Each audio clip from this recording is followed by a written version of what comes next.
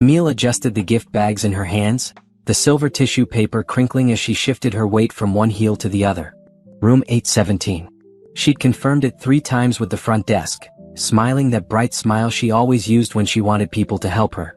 "I'm surprising my husband for our anniversary," she'd said. The clerk had thought it was romantic. Her reflection in the brass room numbers showed a beautiful woman with smooth brown skin, her hair in soft curls that had taken an hour to perfect. She wore Brandon's favorite dress, the blue one that hugged her curves in all the right places. 10 years of marriage and she still wanted to look perfect for him. Still wanted to make him smile, that smile he'd given her on their wedding day. The bags were heavy with his favorite things. Expensive scotch, the watch he'd been eyeing for months, tickets to the basketball game he'd mentioned wanting to see. She'd been saving for 3 months, skimming a little from each paycheck to pull this surprise together. Brandon had been working so hard lately, so many late nights and weekend trips. He deserved something special. This boy's weekend was supposed to be his chance to relax with his college friends. Golf, drinks, catching up on old times. He'd been talking about it for weeks, almost defensive when she'd said she'd miss him. "You know I need this, Cam," he'd said. "Just the guys, no stress, no work talk. I'll be back Sunday night refreshed." But their anniversary fell on Saturday, right in the middle of his trip. And Camille had thought, why not surprise him? Why not show up, celebrate together for an hour, then let him get back to his friends? She'd driven 3 hours, giddy with excitement the whole way, imagining his face when he opened the door, the way he'd laugh and pull her into a hug. Maybe they'd steal a quick moment alone before she drove back home. She knocked. 3 sharp raps against the heavy hotel door. Footsteps inside. Quick, light footsteps. Not Brandon's heavy walk. The door swung open. A woman stood there. Young, maybe late 20s. Blonde hair messy around her shoulders. Wearing an oversized white dress shirt, a men's shirt. Just the shirt and apparently nothing else, the hem hitting mid-thigh on her long, pale legs. Camille's brain stuttered. Wrong room. Must be wrong room. But the woman's eyes went wide with recognition. Not confusion. Recognition. "Oh my God," the woman breathed. "I'm looking for Brandon Mitchell," Camille heard herself say. Her voice sounded strange. Far away. "This is room 817, right?" The woman's mouth opened. Close. Her hand tightened on the door frame. Then Brandon's voice came from inside the room. "Amber? Who is it? Come back to bed." The world tilted. Camille knew that voice. She'd heard it every morning for 10 years. Heard it whisper, "I love you," 1,000 times. Heard it promise forever on their wedding day. Come back to bed. The woman, Amber, looked over her shoulder, then back at Camille. Something like guilt flickered across her face. But not much. Not nearly enough. "Is that my husband?" Camille's voice was still calm. Strangely calm. Like she was watching this happen to someone else. Amber opened her mouth to answer, but Brandon appeared behind her. He was shirtless, wearing only boxer shorts. His hair was messy. His eyes were still soft with sleep. Those eyes landed on Camille, and she watched the exact moment his brain caught up to what was happening. His face drained of color. "Camille. What? How?" "Surprise," Camille whispered. The gift bag slipped from her fingers. The scotch bottle made a heavy thud against the carpet. The tissue paper drifted like snow. That watch, $800 she'd saved so carefully, rolled from the bag and stopped against Brandon's bare foot. He didn't bend to pick it up. He just stared at her, frozen. Amber had the decency to step back from the door, pulling the shirt, Brandon's shirt, Camille realized, the blue one she'd ironed for him before he left, tighter around herself. Camille's hands were shaking, but her mind was crystal clear. She felt her phone in her purse. Felt the weight of it. Without thinking, operating on some instinct she didn't know she had, she pulled it out. Opened the camera. Started recording. "Don't," Brandon started forward. "Camille, wait, let me explain." "Explain what?" She was still recording. Getting everything. The hotel room behind them. The rumpled bed visible through the doorway. Amber in his shirt.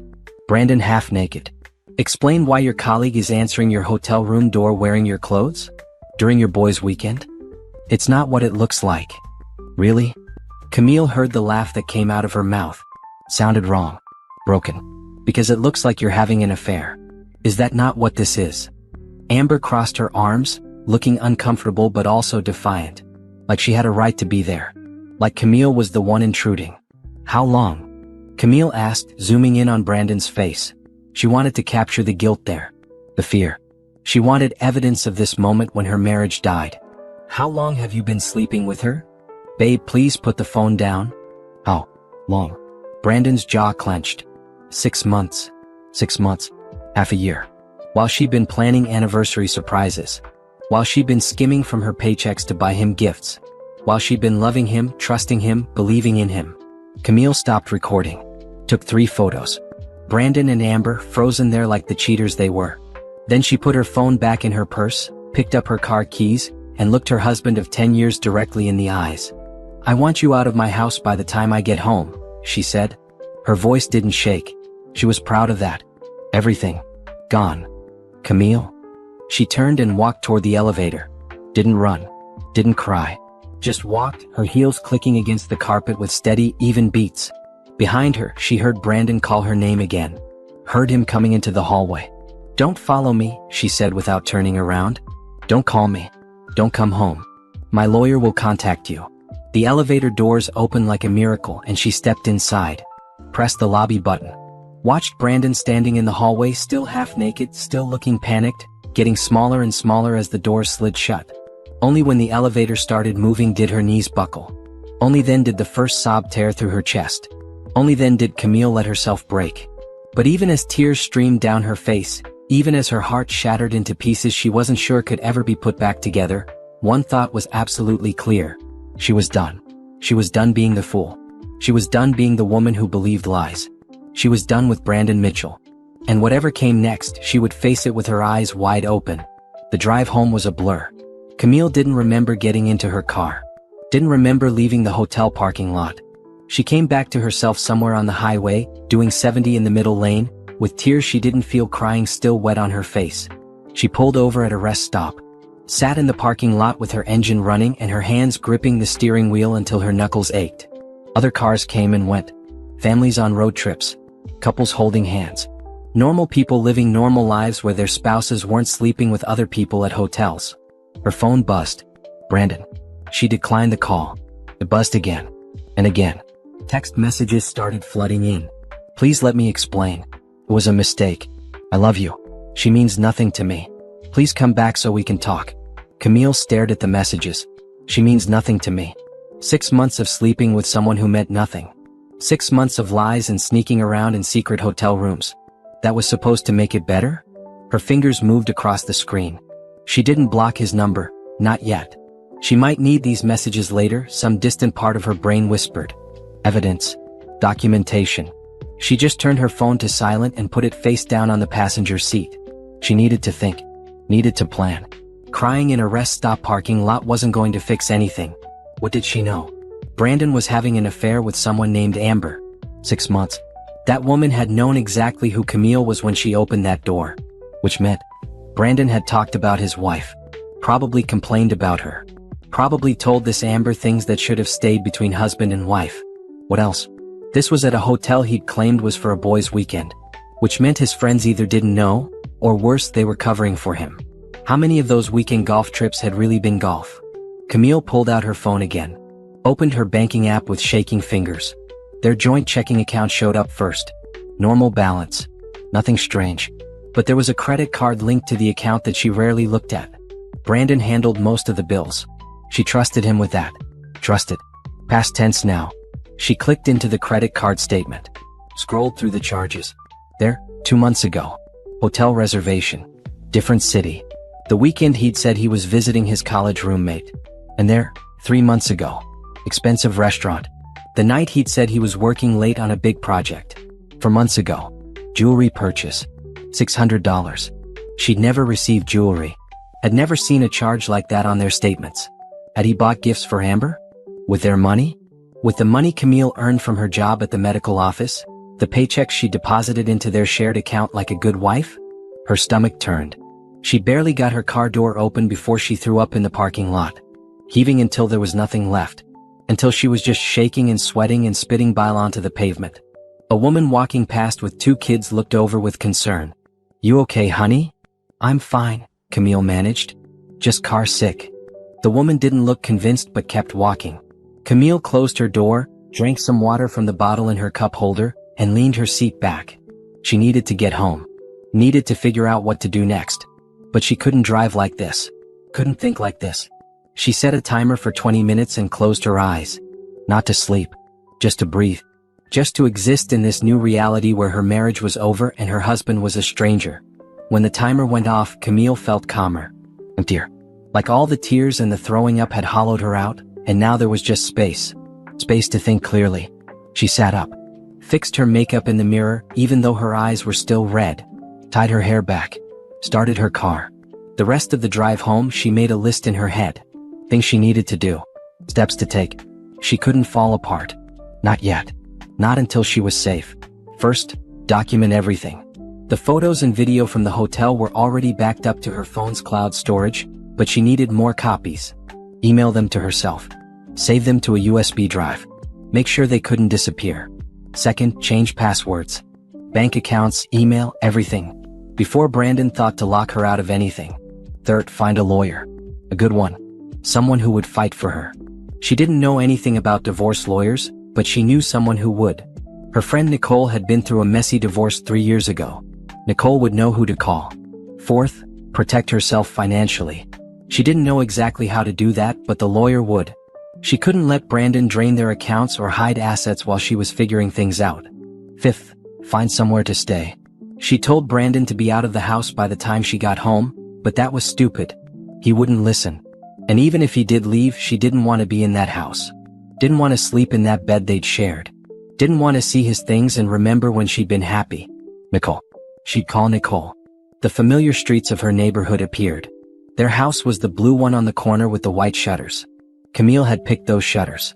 Had spent a weekend painting them by hand because they couldn't afford to hire someone.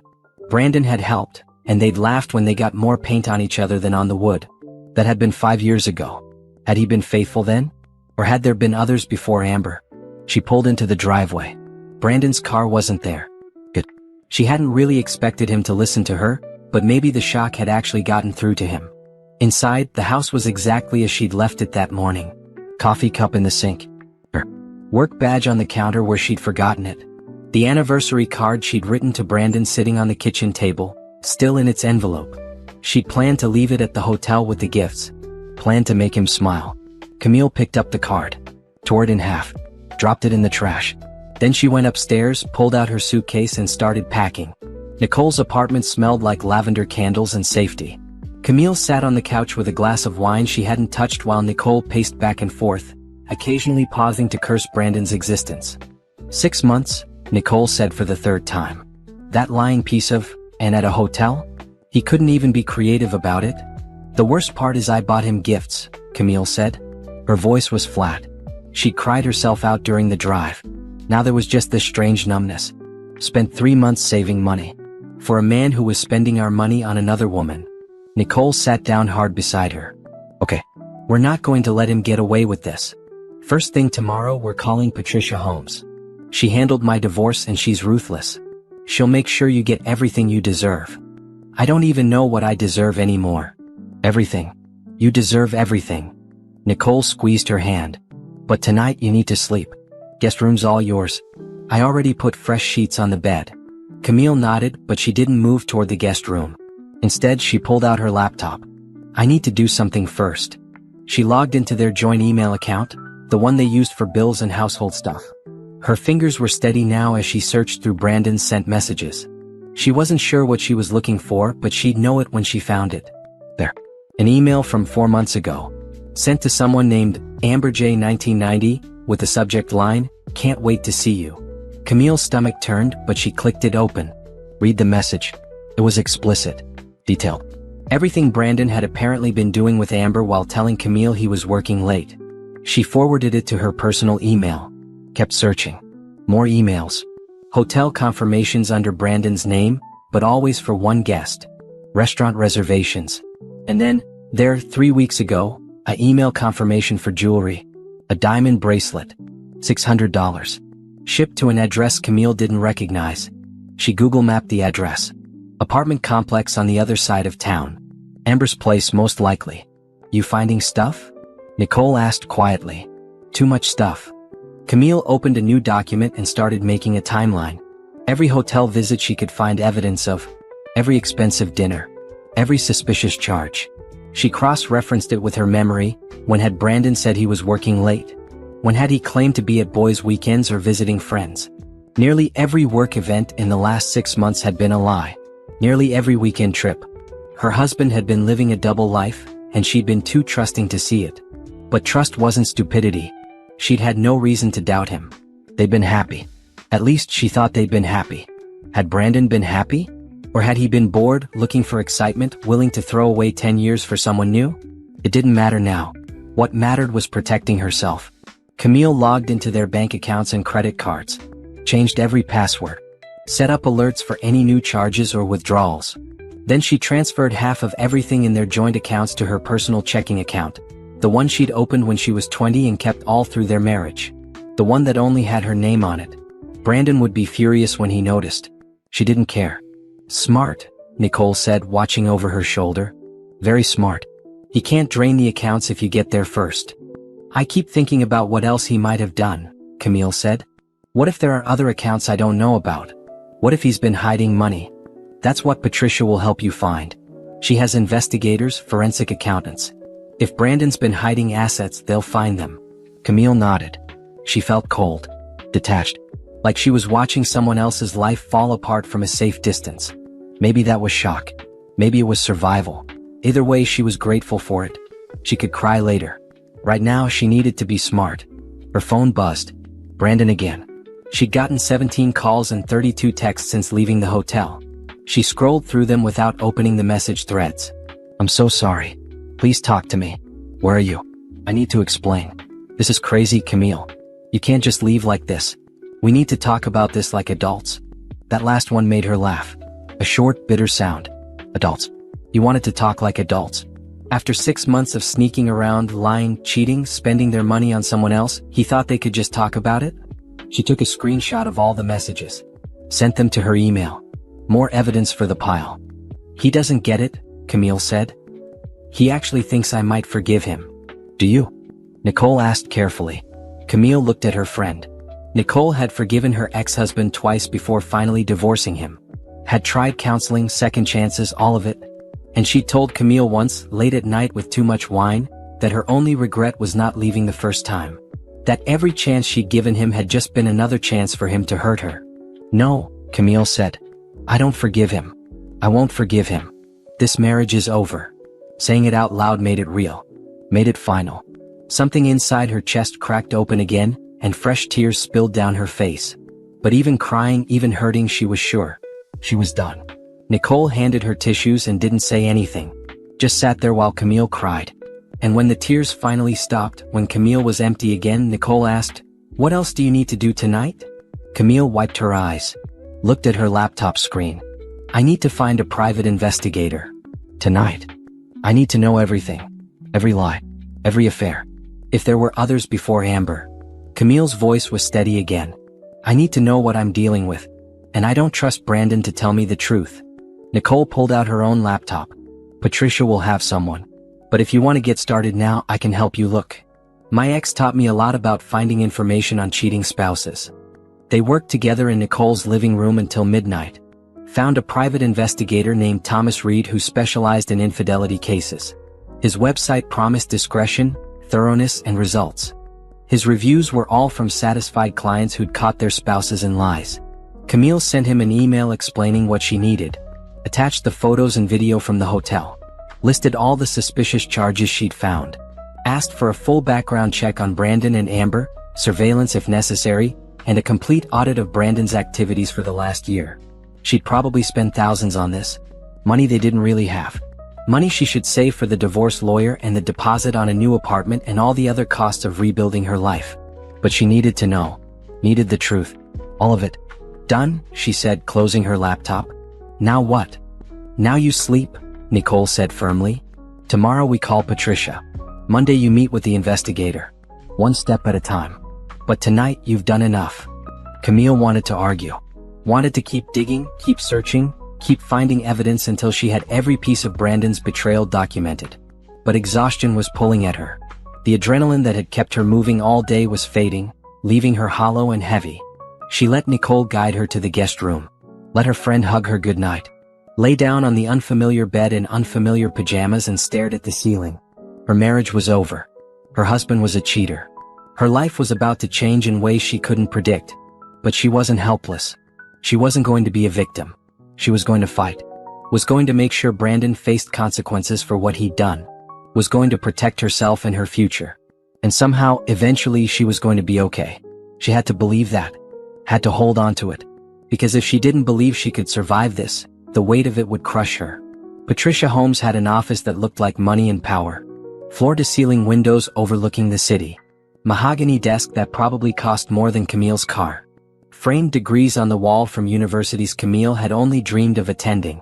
And Patricia herself, 50-something, silver hair cut in a sharp bob, wearing a suit that said she didn't lose cases. "Tell me everything," Patricia said, sitting back in her leather chair. "Start from the beginning." Camille told the story. The surprise trip to the hotel. The woman answering the door in Brandon's shirt. The 6-month affair. The credit card charges and hidden expenses. The emails. All of it spilled out in a rush that left her breathless. Patricia listened without interrupting. Took notes on a legal pad. When Camille finished, Patricia set down her pen and looked at her with eyes that had probably seen 1,000 stories just like this one. "First, I'm sorry this happened to you," Patricia said. "Infidelity cases are always painful. But you've done something very smart by documenting everything. Those photos, the video, the emails, that's solid evidence. It gives us leverage." "Leverage for what?" "For getting you what you deserve in the divorce settlement. Virginia is an equitable distribution state, which means marital assets are divided fairly but not necessarily equally. Your husband's adultery won't directly impact property division, but it can affect spousal support. And if we can prove he wasted marital assets on his affair, which it sounds like he did, we can argue for reimbursement." Camille nodded. She'd read some of this online last night between crying and planning, but hearing it from a professional made it real. "How much did he spend on her?" Patricia asked. "I found about $3,000 in charges I can prove were for Amber. Hotel rooms, dinners, jewelry. But there might be more I haven't found yet." "We'll find it. I work with a forensic accountant who specializes in uncovering hidden assets and expenses. He'll go through every financial record you have access to. Bank statements, credit cards, investment accounts, retirement funds, everything. If Brandon has been hiding money or spending marital funds inappropriately, we'll know." "I hired a private investigator," Camille said. "Thomas Reed. He's looking into Brandon's activities for the past year." Patricia smiled. Actually smiled. "Good. Thomas is excellent. I've worked with him before. He's thorough. If there's anything to find, he'll find it." "What if there were other affairs? Before Amber?" "Then we document those too. The more we can show a pattern of behavior, the stronger your case becomes." Patricia leaned forward. "Here's what I need from you. I need access to all your financial records. I need you to make a list of all marital assets. The house, cars, bank accounts, retirement funds, anything of value you own together. I need you to keep documenting everything Brandon does from this point forward. Every text, every call, every interaction. Can you do that?" "Yes." "Good. And I need you to not engage with him unless absolutely necessary. Don't argue, don't negotiate, don't make any promises. Every communication should be brief and factual. If he wants to talk, refer him to me." "Understood." Camille thought about the angry texts that had started arriving last night. Brandon had discovered the money she transferred from their joint account. He was furious, demanding she put it back, threatening to freeze the account entirely. "He's already angry about the money I moved," she said. "Let him be angry. You had every right to protect yourself. Half of that account was yours. But from now on, don't move any more money without consulting me first. We need to make sure everything you do is defensible in court." Court. Divorce court. Camille had never imagined she'd be here. 10 years ago, standing at the altar in her white dress, promising forever, she believed it. Believed they would make it. Believed Brandon when he promised to love and cherish her. How had she gotten this so wrong? "I know what you're thinking," Patricia said quietly. "You're wondering how you missed the signs. How you didn't know." Every client asks themselves that question. And the answer is, you trusted your husband. That's not a character flaw. That's not you being stupid. That's you being a good person who believed the best of someone you loved. "I feel stupid," Camille whispered. "You're not stupid. You're hurt. There's a difference." Patricia pulled a tissue box closer to Camille. "But here's what I need you to understand. This divorce is going to be hard. Brandon is going to try to manipulate you. He's going to apologize, make promises, try to convince you to give him another chance. He might even bring Amber into it, claim it was her fault, say she seduced him. None of that matters. What matters is protecting yourself and building a new life. I don't want him back, Camille said firmly. I need you to know that. I'm not going to change my mind. This marriage is over. Then we fight for you. We fight for every dollar, every asset, every bit of security you need to start fresh. And we make sure Brandon understands that actions have consequences. They spent the next 2 hours going through details. Camille signed a retainer agreement, wrote a check she couldn't really afford for Patricia's services. But it was worth it. Worth every penny if it meant getting out of this marriage with her dignity and her future intact. When she finally left Patricia's office, Camille felt different. Still hurt. Still angry. But also powerful. Like she wasn't just a victim of Brandon's choices. Like she was taking control of what happened next. Her phone rang as she walked to her car. Thomas Reed, the private investigator. Ms. Mitchell? His voice was professional, neutral. I wanted to give you a preliminary update on what I've found so far. Camille's heart raced. Already? I'm efficient. And your husband wasn't very careful about covering his tracks. Papers rustled in the background. I've confirmed the affair with Amber Johnson started approximately 7 months ago, not 6 like your husband claimed. They met through work. She's a marketing consultant at his company. I have emails and text messages between them dating back to their first meeting. How did you get his text messages? I have my methods. Everything I provide you will be admissible in court. Thomas paused. But that's not why I'm calling. Ms. Mitchell, I found evidence of a previous affair. Different woman. About 2 years ago. It lasted roughly 4 months before ending. Her name was Bethany Torres. The parking garage spun. Camille leaned against her car. 2 years ago? Yes. I'm still gathering details, but it appears your husband has a pattern of infidelity. I'll have a full report for you by the end of the week, but I wanted you to know immediately. Thank you, Camille managed. Please keep looking. I need to know everything. She hung up and stood there in the parking garage, breathing in exhaust fumes and fighting the urge to throw up again. 2 years ago. While she'd been planning their 8th anniversary. While she'd been thinking their marriage was solid, happy, good. How many lies had she believed? How many times had Brandon looked her in the face and lied about where he'd been, what he'd done, who he'd been with? Her phone buzzed. Text from Brandon. We need to talk. Please. I love you. I made a mistake. Don't throw away 10 years over one mistake. Camille stared at the message. One mistake. He was calling years of cheating, multiple affairs, thousands of dollars spent on other women. One mistake. She deleted the text without responding. Started her car. Pulled out of the parking garage into the bright afternoon sunlight.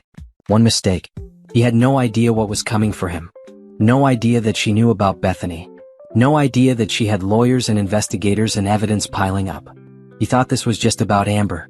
Thought if he apologized enough, promised enough, she might forgive him. But Camille was done forgiving. Done believing. Done being the wife who stood by while her husband destroyed their marriage. Now she was going to be the woman who destroyed him back. Not with violence. Not with drama. But with truth. With evidence. With the law. And when it was all over, when the divorce was final and the assets were divided and she was free, Brandon would understand exactly what he'd lost. Everything. Brandon came home 3 days after the hotel incident. Camille heard his key in the lock at 7 p.m., right as she was setting the table for one. She'd spent those 3 days at Nicole's apartment, gathering evidence, meeting with lawyers, building her case. But this morning, Patricia had given her specific instructions. Go home, Patricia had said. Act normal. Let him think he still has a chance. The more comfortable he gets, the more likely he is to make mistakes. So Camille had come home. Had cleaned the house. Had cooked dinner like she'd done 1,000 times before. Had put on sweatpants and one of Brandon's old college t-shirts. The one she usually wore when she was feeling comfortable and safe. Now she stood in the kitchen listening to Brandon's footsteps in the hallway and reminded herself to breathe. He appeared in the doorway. He looked terrible. Unshaven, dark circles under his eyes, clothes wrinkled. Like he'd been sleeping in his car or maybe at Amber's place. Camille, he said. Just her name. But there was so much in it. Relief. Hope. Desperation.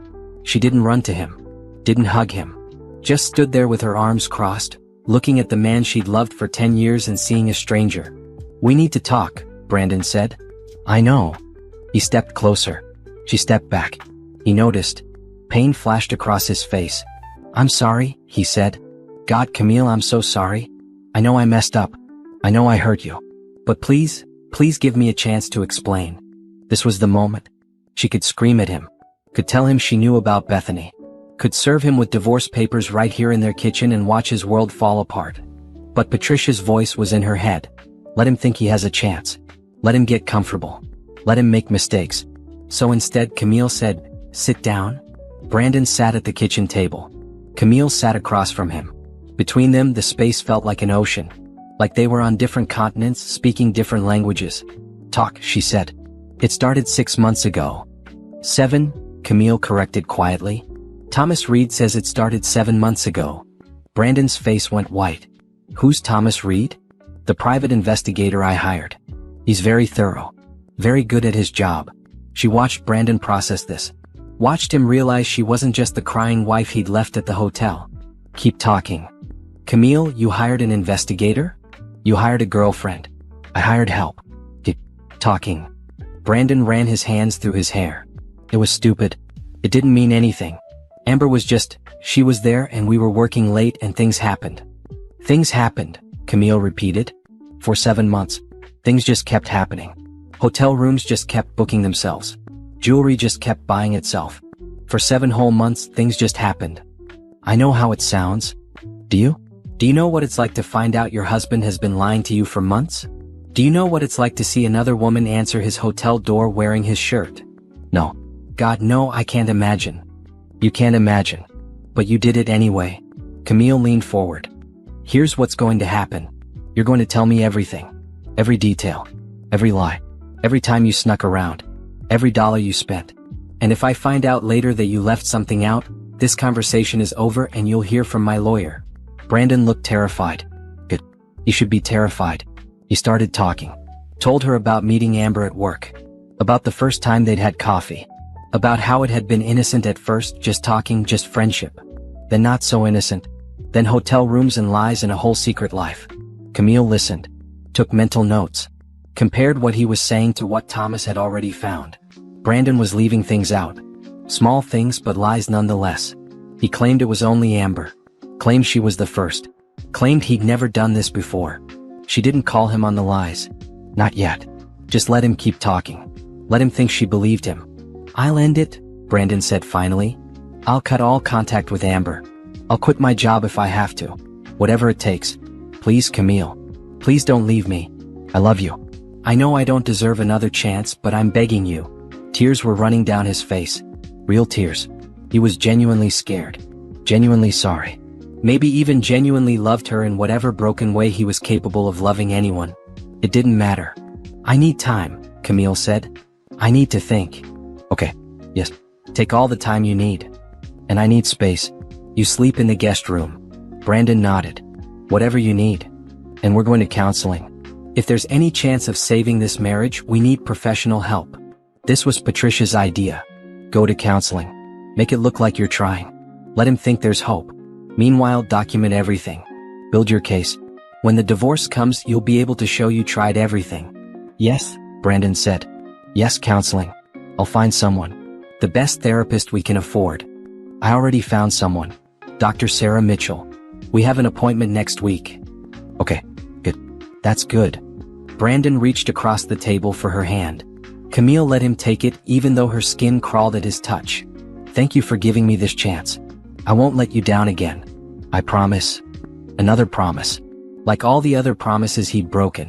Camille pulled her hand back gently. "I'm tired. I'm going to bed." "Can I?" Brandon stopped himself. "Never mind. Sleep well." She went upstairs to their bedroom. Locked the door. Sat on the edge of the bed and let the mask fall. Let herself shake. Let herself feel the disgust and rage and pain she'd been holding in for the last hour. She'd done it. She'd faced him. She'd played the part. And he'd believed her. Believed she might actually forgive him. Her phone buzzed. Text from Patricia. "How did it go?" Camille typed back. "You bought it? He thinks I'm considering giving him another chance." "Perfect. Keep it up. Let him get comfortable. Meanwhile, Reed is still investigating. We're going to find everything." Camille set her phone down. Looked around the bedroom. At the bed she'd shared with Brandon for 10 years. At the photos on the dresser. Wedding photos, vacation photos, all the moments she'd thought were real. It had all been a lie. Maybe not all of it. Maybe there had been real love once. But it didn't matter anymore. Love didn't excuse betrayal. Love didn't make lies okay. She had 2 weeks of this. 2 weeks of pretending, playing along, letting Brandon think he was getting away with it. Patricia needed time to complete the forensic accounting. Thomas needed time to finish his investigation. The counseling sessions would create a record that Camille had tried to save the marriage. Then, when everything was in place, she would strike. Would serve him with papers. Would present evidence of every affair, every lie, every dollar misspent. Would watch his face when he realized she'd been playing him the whole time he thought he was playing her. 2 weeks. She could do this for 2 weeks. She had to. The day Camille served Brandon the divorce papers, the sky was bright blue and cloudless. Perfect weather. Like the universe was celebrating her freedom. She timed it perfectly. 2 weeks of playing the forgiving wife.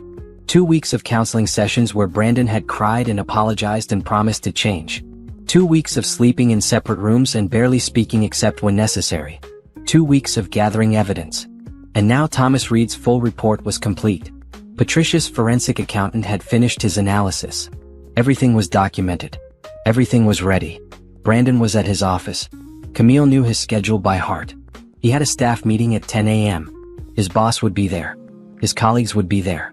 Everyone would be there. Perfect. She'd hired a professional process server. A woman named Janet who did this for a living. Janet was waiting in the lobby of Brandon's office building with an envelope containing divorce papers, evidence of his affairs, and a motion for exclusive use of the marital home. Camille sat in her car in the parking garage across the street and watched on her phone. She'd asked Janet to text her when it was done. At 10:15 her phone buzzed. Papers served. He looked shocked. His colleagues definitely noticed. Job done. Camille let out a breath she didn't know she'd been holding. It was done. No going back now. Her phone rang 30 seconds later. Brandon. She declined the call. It rang again. Declined again. Text messages started flooding in. What the hell? You served me at work? In front of everyone? This is insane. Call me right now. Camille turned off her phone. She didn't need to hear his reaction. Didn't need to explain herself. Patricia had told her, let the papers speak for themselves. She drove to Nicole's apartment. Her friend was waiting with coffee and a hug. How do you feel? Nicole asked. Free, Camille said. And she meant it. For the first time in 2 weeks she wasn't pretending.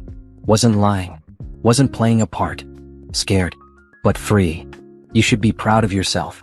Not every woman has the strength to walk away. I didn't really have a choice. Not after everything I found out. The full investigation had revealed even more than Camille expected. Not just Amber and Bethany. There had been a third woman. Someone named Rachel who worked at a gym Brandon had joined 2 years ago. That affair had lasted 3 months. 3 affairs in 3 years. Maybe more that Thomas hadn't found yet. Brandon had been living a completely double life. Had been lying about where he was, who he was with, what he was doing, all while coming home to Camille and acting like a devoted husband. The financial audit had been just as bad. Brandon had opened a credit card in his name only. Had been using it to pay for hotels, dinners, gifts for his girlfriends. He'd racked up $12,000 in debt. Debt that legally he would have to pay, not Camille. But it was money that could have gone toward their mortgage, their savings, their future. He'd also been taking money from their joint savings account. Small amounts. $200 here, $300 there. Always with explanations. Car repairs, work expenses, emergency purchases. All lies. All money that had gone to funding his affairs. In total, Brandon had spent over $20,000 of marital funds on his cheating. Money that had belonged to both of them. Money Camille had helped earn. Gone. Wasted. Spent on women who weren't his wife. Patricia was arguing for full reimbursement in the divorce settlement. Arguing that Brandon had wasted marital assets and should have to pay it back. Between that and the equity in their house and Camille's share of Brandon's retirement account, she would walk away from this marriage with something. Not everything she'd lost, but enough to start over. What happens now? Nicole asked. Now we wait. Brandon has 30 days to respond to the divorce petition. Patricia thinks he'll try to fight it. Try to drag it out. But we have all the evidence. He doesn't have a leg to stand on. What if he tries to see you? Tries to talk you out of it?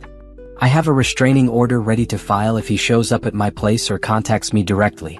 All communication has to go through Patricia. Camille sipped her coffee. It was bitter. Perfect. He made his choices. Now he lives with them. Her phone, still turned off, sat on the coffee table like a bomb. Camille knew when she turned it back on, there would be dozens of messages. Angry messages. Desperate messages. Maybe threatening messages. Brandon was going to lose it when he read through the divorce petition and saw all the evidence laid out. When he realized she knew about Bethany and Rachel. When he saw the financial records showing exactly how much he'd spent. But she didn't have to deal with it today. Today she could just sit here with her friend and breathe. The landline at Nicole's apartment rang. They both looked at it. "Don't answer it," Camille said. Nicole checked the caller ID. "It's Brandon. He must have remembered my number. Don't answer it." The ringing stopped. Started again 30 seconds later. Stopped. Started again. "He's not going to give up," Nicole said. Then we unplugged the phone. They did. Sat in silence for a moment. Then Nicole started laughing. Camille looked at her friend like she was crazy. "I'm sorry," Nicole said, still laughing. "I'm sorry, it's not funny. But can you imagine his face right now? You thought he was so smart. Thought you'd never find out. And now he's sitting in his office with divorce papers in his hand, realizing you knew everything the whole time he was lying to your face." Camille thought about it. About Brandon in that staff meeting. About the papers being served in front of his boss and colleagues. About him reading through the petition and seeing his whole life exposed. Every affair. Every lie. Every dollar misspent. And suddenly she was laughing too. Laughing until tears ran down her face. Laughing until her stomach hurt. Laughing like she hadn't laughed in 2 weeks. Maybe longer. Because Nicole was right. Brandon had thought he was so clever. Had thought he was getting away with it. Had thought Camille was the naive little wife who would never suspect, never question, never fight back. He'd been wrong about all of it. And now he knew it. The bombshell came during discovery. Patricia's office called Camille in for an emergency meeting 2 weeks after the divorce papers were served.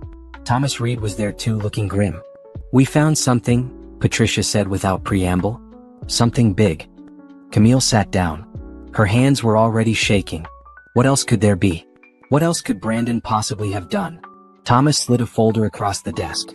"These are phone records from Brandon's cell phone for the past 2 years. We subpoenaed them as part of discovery. Look at the highlighted numbers." Camille opened the folder. Saw pages and pages of calls and texts. Several numbers were highlighted in yellow. She recognized one immediately, Amber's number. But there were others. Lots of others.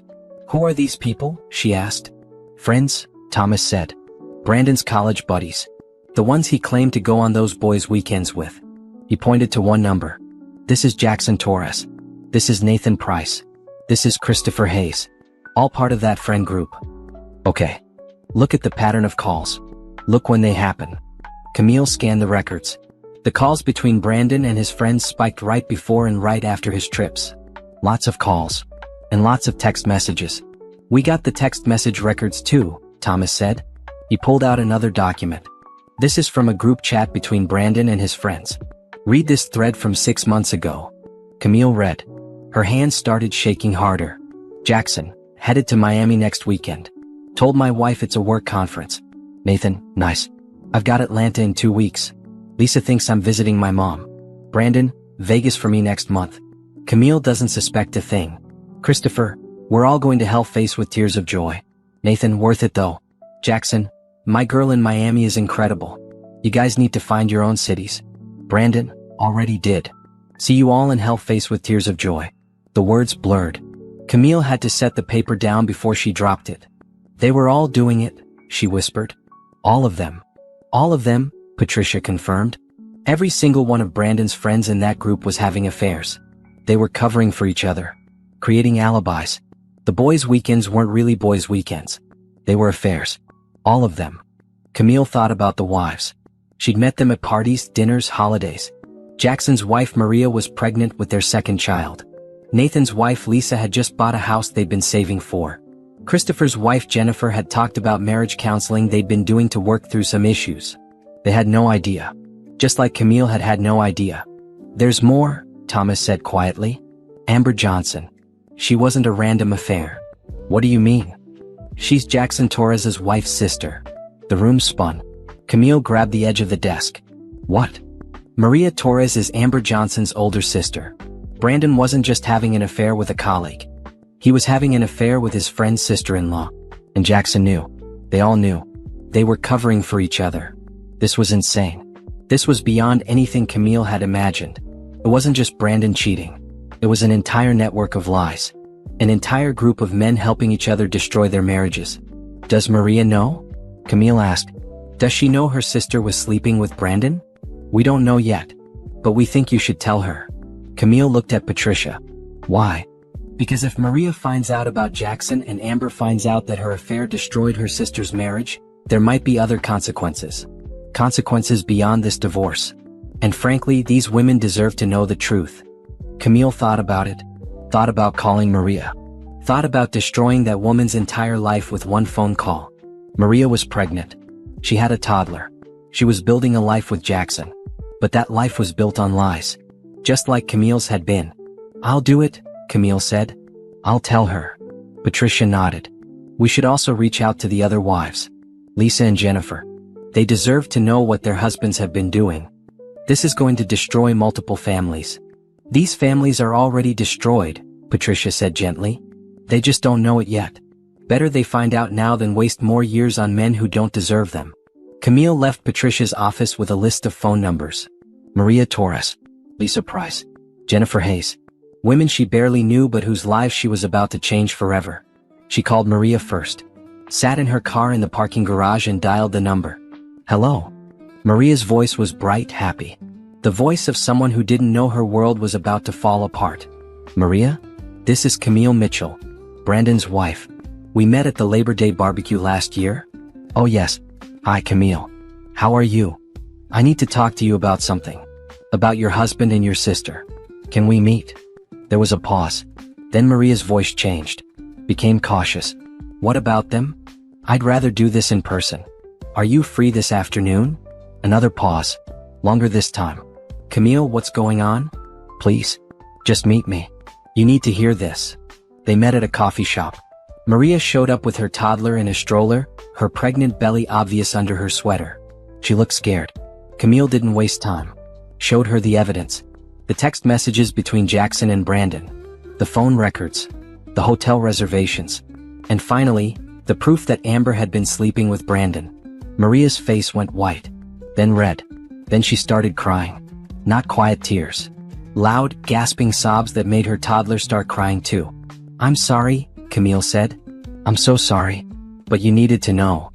My sister, Maria choked out. My own sister. How could she do this? I don't know. I don't have answers. I just have evidence. Maria pulled out her phone. Called someone. Mom? Can you come get me? I need you right now. She hung up. Looked at Camille with devastated eyes. Thank you for telling me. I don't know. I don't know anything anymore. I know the feeling. What are you going to do? About Brandon? Divorce him. Take him for everything I can. Make sure he faces consequences. Can I? Maria wiped her eyes. Can I use your evidence? For my own divorce. Yes, absolutely.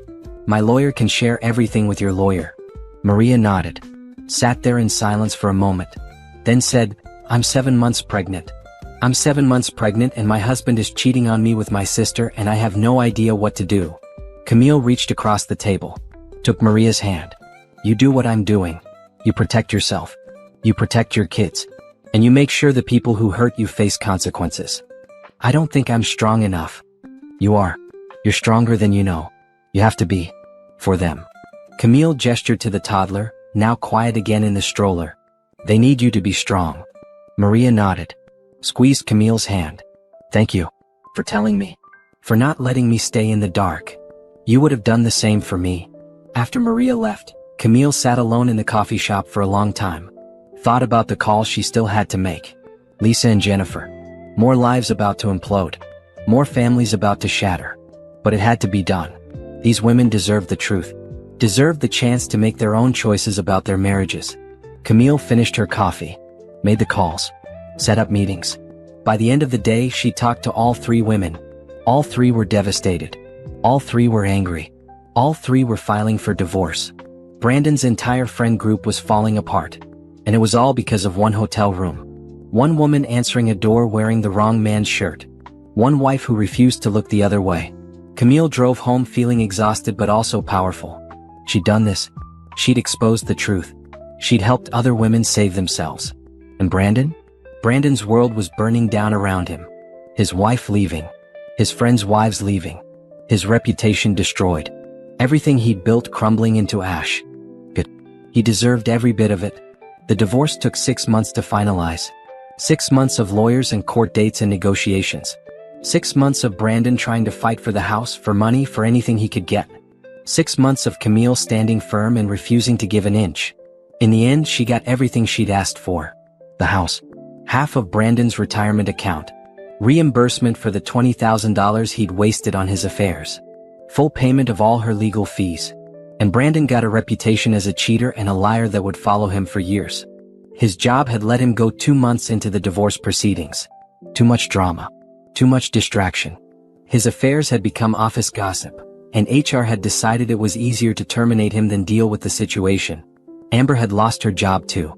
Fired for inappropriate relationships with colleagues. She tried to blame Camille. Had sent angry emails saying Camille had ruined her life. Camille had blocked her and never responded. Maria had divorced Jackson. Lisa had divorced Nathan. Jennifer had divorced Christopher. The entire friend group had imploded. 4 marriages ended. Multiple careers damaged. All because of lies and betrayal. But Camille didn't spend much time thinking about them anymore. She was too busy building something new. The idea had come to her 3 months into the divorce. She'd been meeting with Patricia, discussing settlement terms, when Patricia had mentioned how many women came through her office every month. How many wives who had no idea how to protect themselves financially during divorce. How many women who made mistakes in the early days that cost them later. Someone should teach them, Camille had said. Someone should help them understand what they're facing before they're in the middle of it. Patricia had looked at her thoughtfully. You could do that. Me? Why not? You've been through it. You know what to look for. You know how to document evidence, protect assets, build a case. You could help other women do the same. The idea had stuck. Camille had spent a month researching. Looking into what it would take to start a consulting business. What licenses she'd need. What services she could offer. What women needed most. She'd used part of her divorce settlement as seed money. Rented a small office. Created a website. Called her business New Beginnings Consulting, and advertised services for women navigating divorce. Her first client had been a woman named Patricia. Different Patricia, not the lawyer, whose husband had been having an affair for 2 years. Camille had helped her document everything. Had walked her through the process of protecting her finances. Had recommended lawyers and investigators. Had held her hand through the scary parts. Patricia had been so grateful. Had referred 3 friends. Those friends had referred others. Within 3 months, Camille had a steady stream of clients. She wasn't a lawyer. Wasn't a therapist. But she was something else. Someone who had survived what they were going through. Someone who understood the fear and the anger and the heartbreak. Someone who could help them be strategic when all they wanted to do was fall apart. The work was hard. Every client's story was different but also the same. Betrayal. Was. Money wasted on affairs. The same patterns repeated across dozens of marriages. And every time Camille felt that old anger rise up. That sense of injustice. That desire to help these women fight back. She hired an assistant after 6 months. Then a second consultant after a year. Women who had been through divorces themselves. Women who wanted to help others the way they'd wished someone had helped them. New Beginnings expanded. Camille started teaching workshops.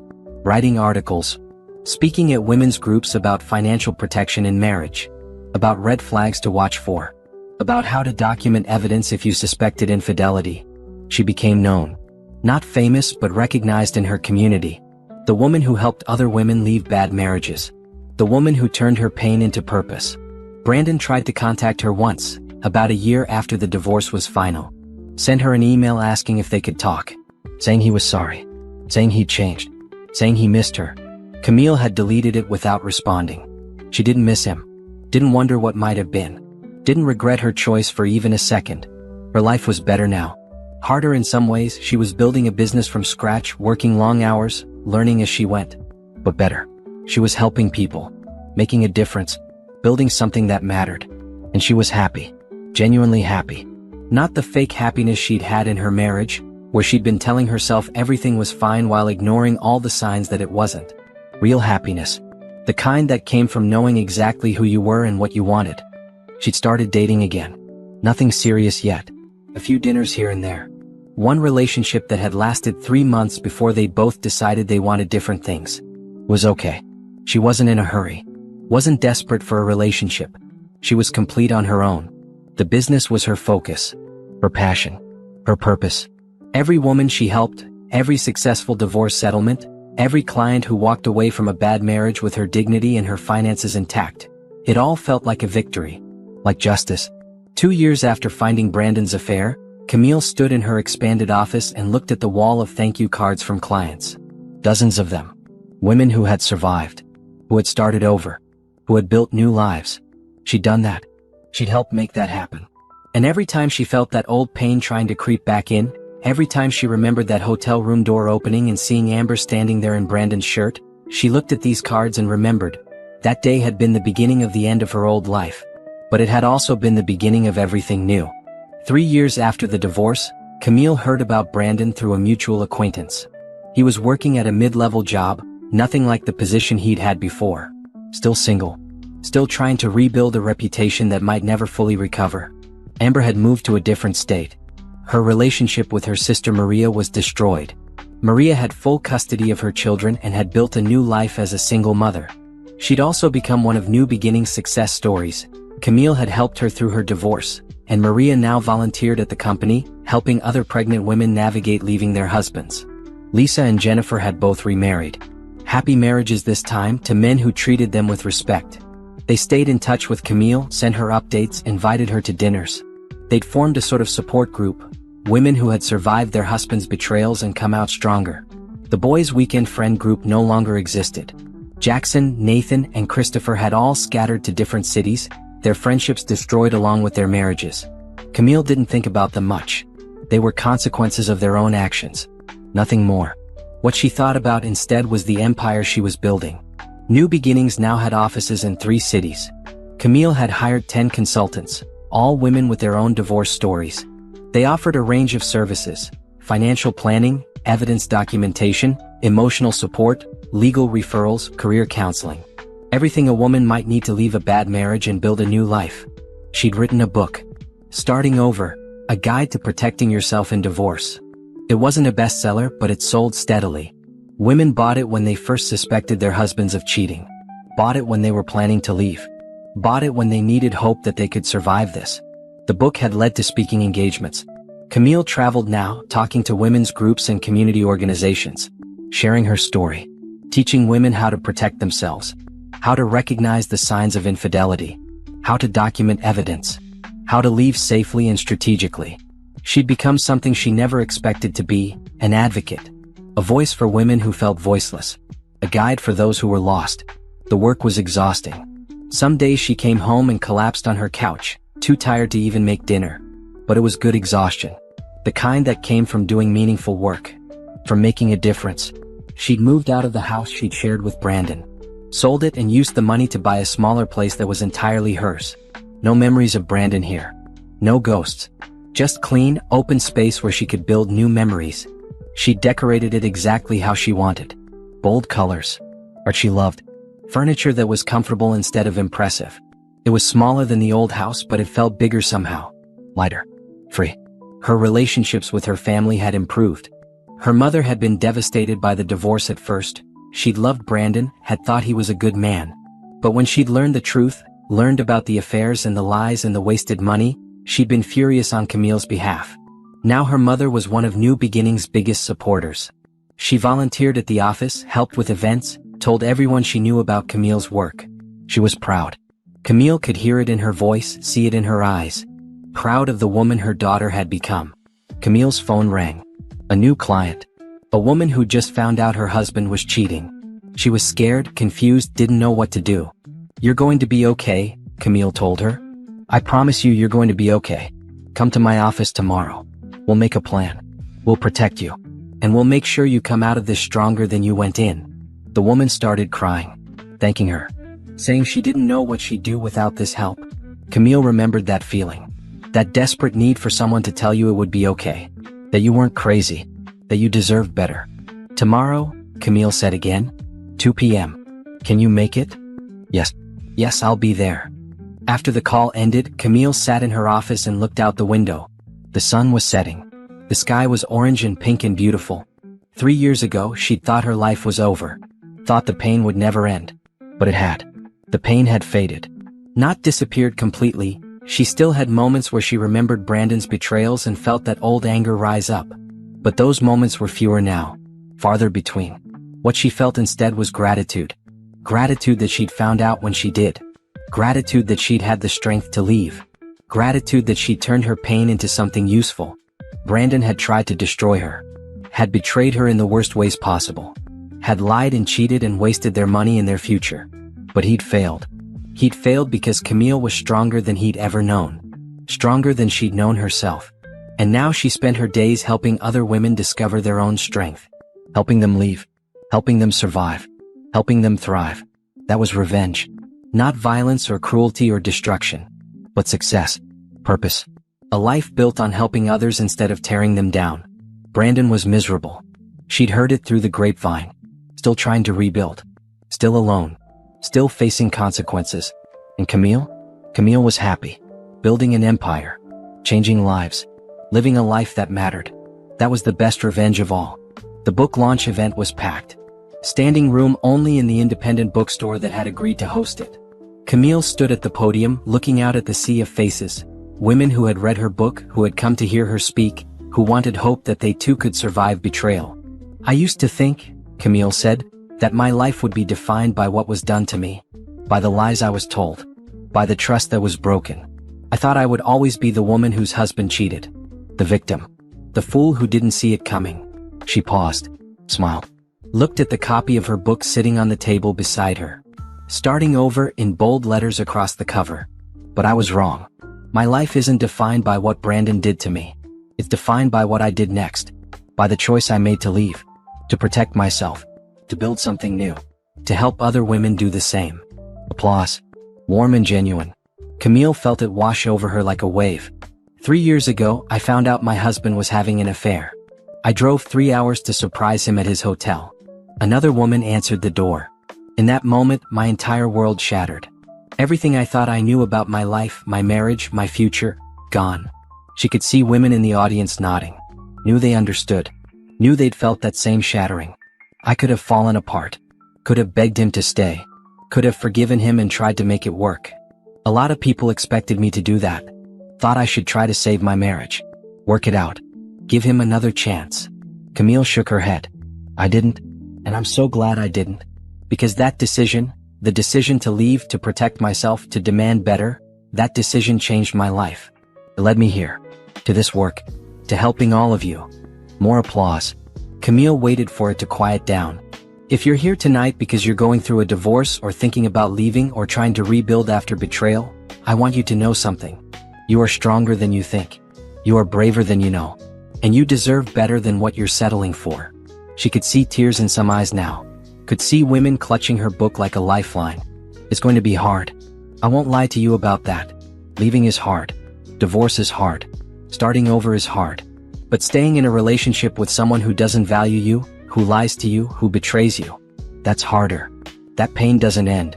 It just keeps going day after day, year after year. Camille took a breath. So choose the hard that leads somewhere. Choose the hard that leads to freedom. Choose the hard that leads to a life you actually want to live. Choose yourself. The applause was thunderous. Women stood. Some were crying openly. Camille felt her own eyes burn with tears. After the speech there was a signing line. Dozens of women waiting to have their books personalized. To shake Camille's hand. To tell her their stories. You saved my life, one woman said. I read your book and realized I didn't have to stay. I'm filing for divorce next week. My sister gave me your book, another said. She went through something similar. She wanted me to know I wasn't alone. Can you sign this for my daughter? An older woman asked. She just found out her husband cheated. She needs to know she can survive this. Camille signed every book, listened to every story, gave every woman the encouragement she could offer. It was exhausting and energizing all at once. Near the end of the line, a man stood waiting. Tall, well-dressed, kind eyes. He looked uncomfortable in the crowd of women but patient. Hi, he said when he reached the front. I know this is mostly for women going through divorce, but I wanted to meet you. I'm Daniel. My sister went through your program last year. You helped her leave her abusive husband. She credits you with saving her life. I just gave her tools, Camille said. She did the hard work herself. Maybe. But having someone believe in you, someone who's been there, that matters. Daniel smiled. Anyway, I wanted to thank you. And ask if you'd like to have coffee sometime. Not a date. Just coffee. I run a nonprofit that helps families in crisis, and I think there might be ways our organizations could work together. Camille studied him. Looked for red flags. Warning signs. But all she saw was genuine kindness and professional interest. Coffee sounds good, she said. For work collaboration.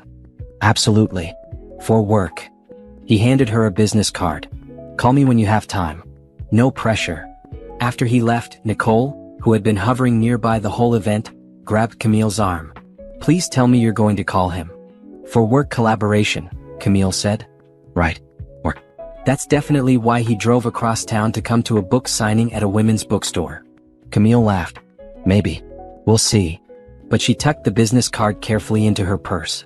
Not because she was desperate for romance. Not because she needed a man to complete her. But because she was open to possibilities now. Open to new connections. Open to whatever came next. The event ended. Camille helped the bookstore staff clean up, said goodbye to the last few stragglers and walked to her car. The night air was cool. Clear. The stars were out. She sat in her car for a moment before starting it. Looked at the bookstore where she'd just spoken to a room full of women who needed hope. Thought about the business she'd built. The clients she'd helped. The lives she'd changed. 3 years ago, she'd stood in a hotel hallway and watched her marriage end. Watched her future crumble. Watched every plan she'd made turn to dust. Now she had a different future. One she'd built herself. One that wasn't dependent on anyone else's choices or promises or loyalty. One that was entirely hers. Her phone buzzed. Text from Maria. Heard the event was amazing. So proud of you. Another text from Lisa. When's the next book? We need a sequel. Another from Jennifer. My friend wants to hire you as a consultant. Can I give her your number? Camille smiled. Responded to each one. Then she pulled out Daniel's business card. Looked at it for a long moment. Thought about making that call. About coffee. About collaboration. About possibilities. Maybe she would call. Maybe she wouldn't. Either way, she was complete. Happy. Oh. She'd survived the worst thing she could imagine. Had come through it stronger. Had built something meaningful from the ashes of her broken marriage.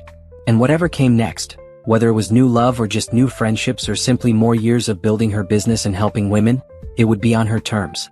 Her choice. Her life. Brandon had tried to break her. Had failed. And Camille? Camille had won.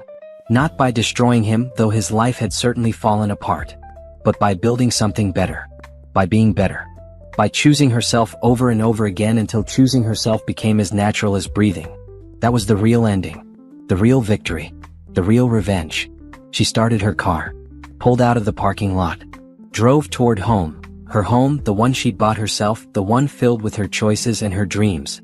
The road ahead was dark, but Camille wasn't afraid of the dark anymore. She'd learned to navigate it. Had learned to find her way even when the path wasn't clear. And somewhere in that darkness there was light. New beginnings. New possibilities. A future that was entirely her own.